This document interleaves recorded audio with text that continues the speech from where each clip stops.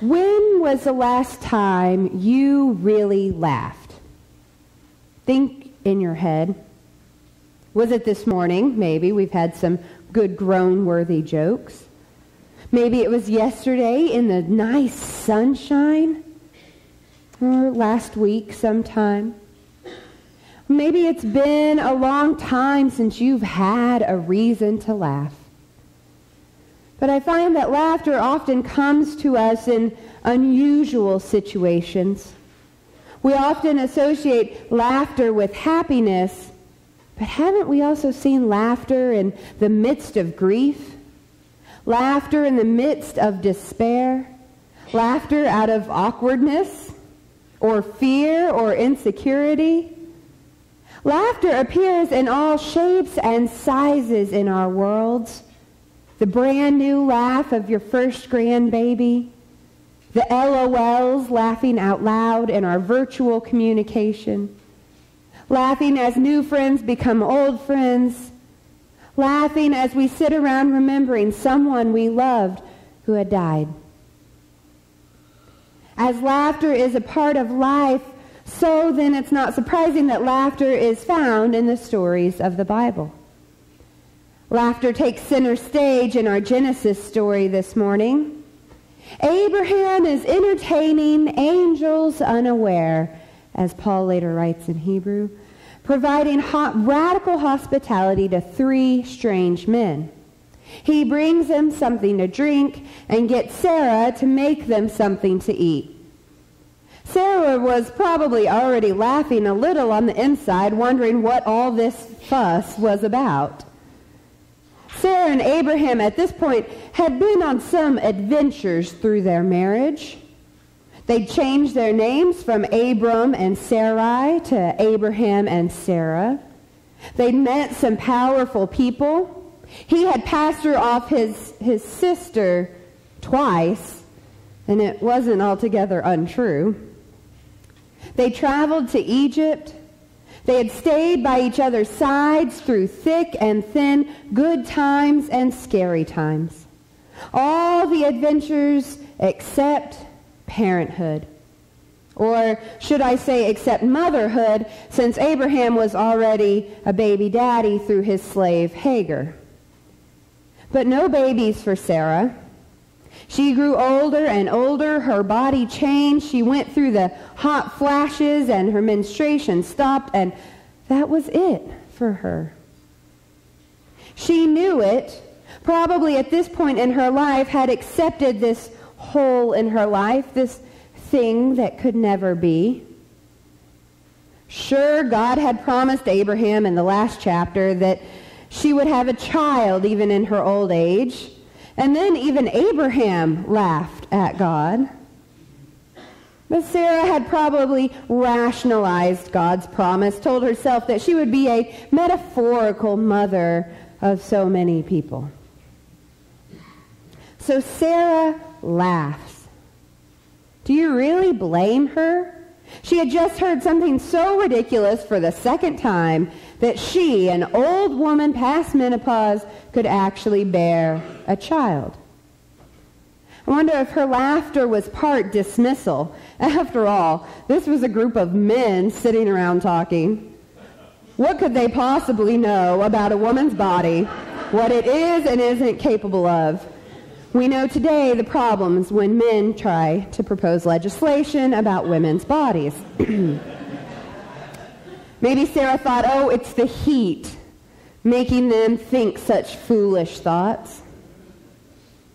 Sarah laughs a laugh of impossibility, a laugh of hopelessness, a laugh of a woman who had borne the shame of barrenness too long. Sarah laughs because these complete strangers had touched on her deepest shame and her deepest desire, the lack of children. It was a laugh of disbelief, a laugh of secret hope, of possible gladness if this was true. And in this story, hope does not disappoint. Have you ever heard something so ridiculous it just made you laugh on the spot? Maybe it's your kid telling you a very creative and made-up story of how the washcloth ended up in the toilet. Maybe it's your boyfriend coming up with a cover story about patching jeans in order to ask your parents' blessing on his proposal. Maybe it's the fact that we were going to have penguins at Topeka Zoo.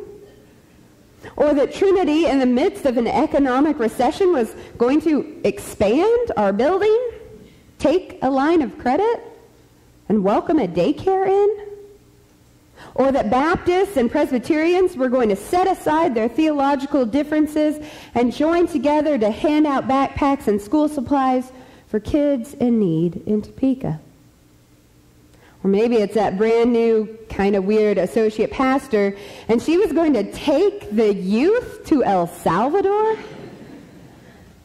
There's a really ridiculous story I have for you guys this morning about a certain church in Topeka where after Easter, not just one, but both pastors got sick for a whole week.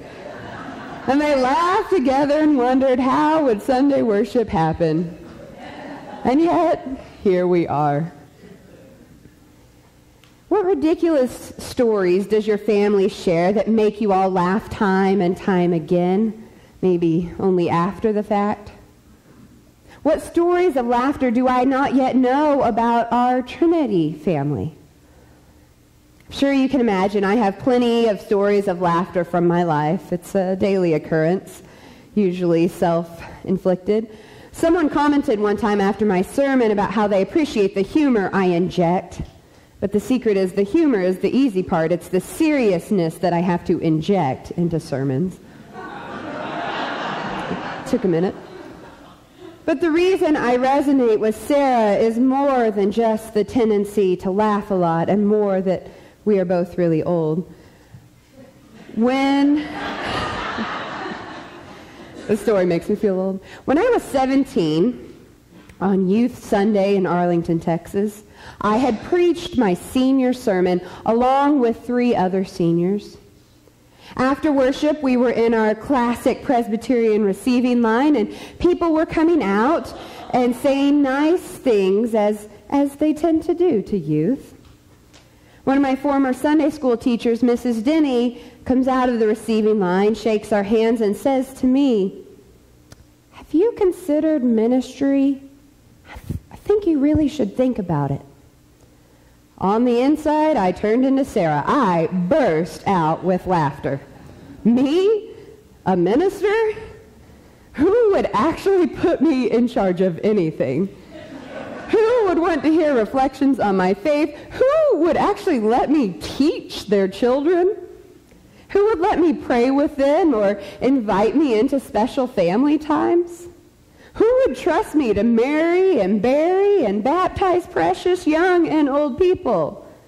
Moreover, everyone knows church is boring. There's no way I could do that for the rest of my life. I smiled politely and said thank you to Mrs. Denny. I had it all planned out anyway. I was going to the University of Texas in Austin and study child psychology and then open up my own clinic and get married under the big tree at First Presbyterian in Fort Worth. I had my plan at 17, and it in no way ever involved being a minister. God was calling me through Mrs. Denny, and my only response was laughter. God was calling Sarah through her eavesdrop conversation, and her only response was laughter. The truth here is that sometimes with God's actions in our lives, the only response is laughter. Sarah's laughter and my laughter was followed by fear, as she realizes the strangers weren't joking or heat-stroked or drunk. Fear that probably ranged from, oh, I laughed at God, to, could I really be a mother now?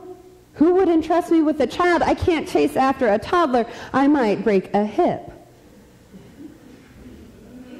What has God called you to where the only response is laughter? Maybe it's in the midst of joy, but maybe it's in the midst of suffering. What is God calling you to now that you just have to laugh about? Are you with Sarah saying, not at my age, I can't possibly do that? Or I don't know enough, I can't possibly teach or even go to Sunday school? Or clean the church after worship today, I haven't even cleaned my house. What is God calling Trinity to that we may laugh about? Is it that there's so much snow at the end of March that we have to cancel our Easter egg hunt? Is it that somehow 25 Trinity members manage to feed hundreds of people at Let's Help every month? Maybe it's something that still lies ahead that we may laugh and think impossible. What laughable new life does God have in store for us? Because the good news, of course, is that God can take our laughter. God can take our laughter, our anger, our tears, our silence. God can take it. And I think that God understands our chuckles and our secret laughter.